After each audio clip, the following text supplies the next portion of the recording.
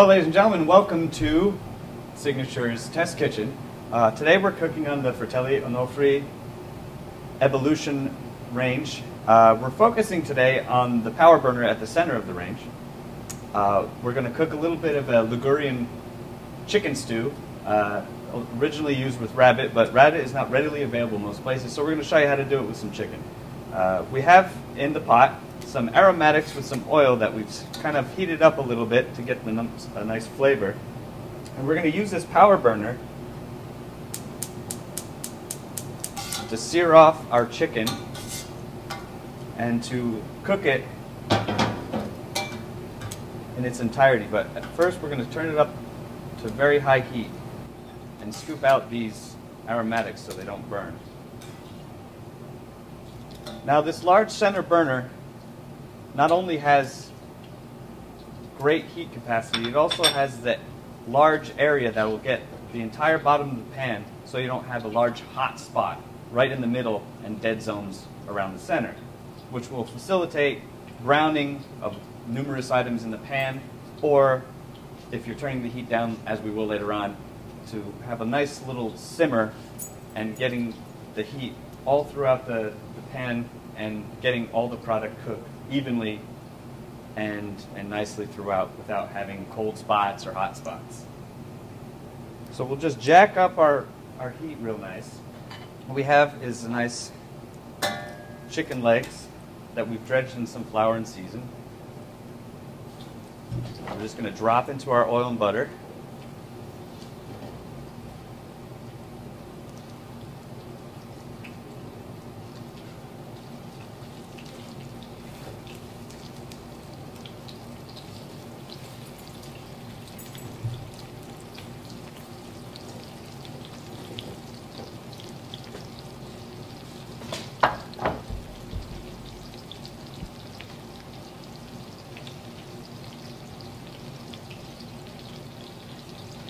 Now what's great about this burner configuration versus a standard 4 or 6, if you were to get a standard 6 burner configuration and have a large burner of this type, and you had a larger pot of this nature, and you're doing something like this, it would inhibit you from cooking side dishes and using other burners because of overlap onto a smaller simmer burner or another higher power burner.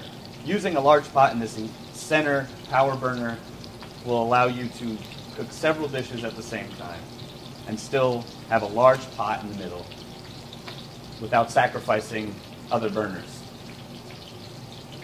So if you had a 6 burner range, using a burner, you're going to sacrifice probably one other burner, so you're going to end up using 5 of them anyway. Fratelli offers this configuration as a standard configuration, and I think it works tremendously.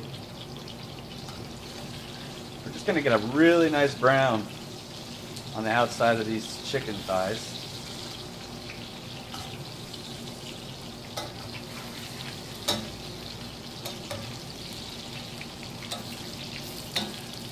Now the power burner in this way as well, if you're using a griddle or a cast iron grill, the center configuration, in lieu of a 2 burner configuration underneath your griddle, will allow you to have better control underneath a large cast iron griddle, so you don't have to jimmy 2 different burners to get an even heat on the cast iron. With this one, the burner is large enough to spread the heat out along the entire griddle, and you only have to adjust one knob. So we get a nice golden brown on these chicken thighs. Give them a turn.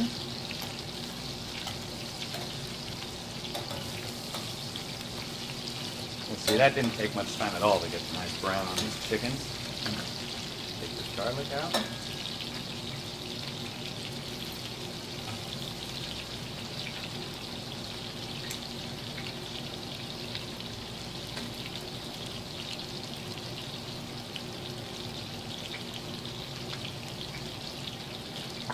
Once you flip them and you've allowed to start cooking on the bottom of it, just going to add these vegetables, some onion, carrot and celery. Kind of disperse those around.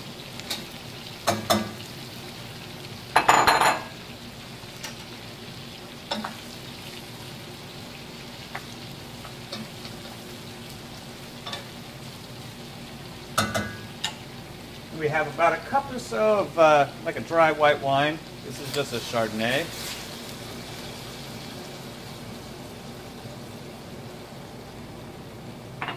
Now with a high heat burner like this and you're cooking things off, you want, especially when you're reducing something like this, you want to cook the wine down quickly. You don't want the wine to start stewing the vegetables because you're going to do that later on when we add the tomato and the other ingredients.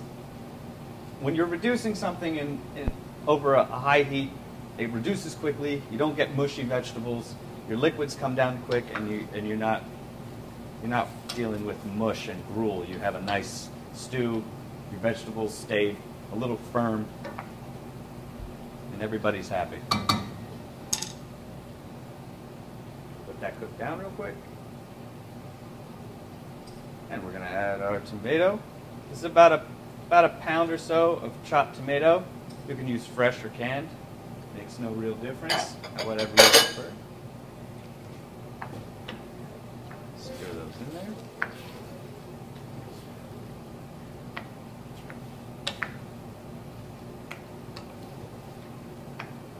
And finally, we have a little bit of pine nuts, about a quarter cup of pine nuts, a few bay leaves, and a sprinkle of nutmeg.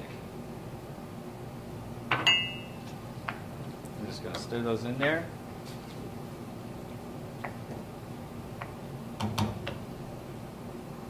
And you'll see how fast this burner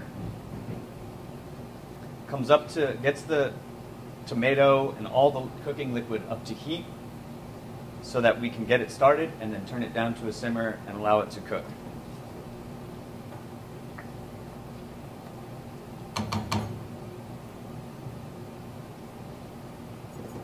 So once you get some nice high bubbling action there, we'll turn it down a bit.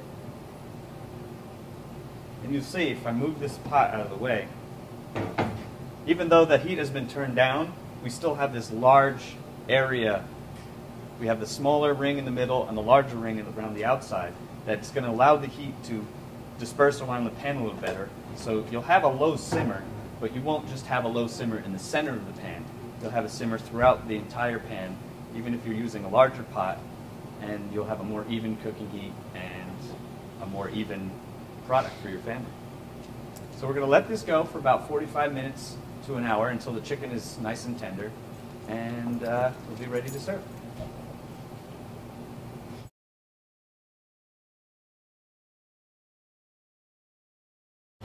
Welcome back, ladies and gentlemen. Here we have our finished Ligurian chicken stew. Liquid is cooked down a bit, and we have our finished chicken thighs. What we're going to do is just going to transfer this onto a little plate and show you how this finishes up.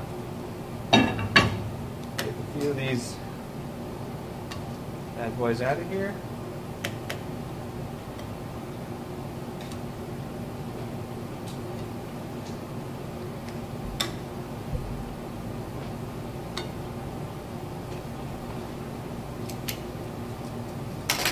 Grab some of this liquid and some of the veg to put over the top.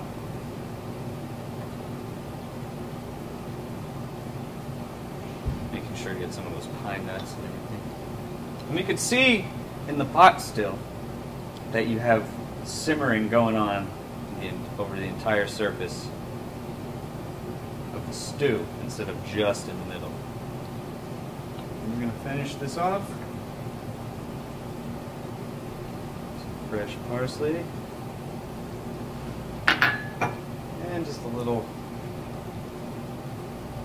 dash extra virgin olive oil, and there we have it, Ligurian chicken stew.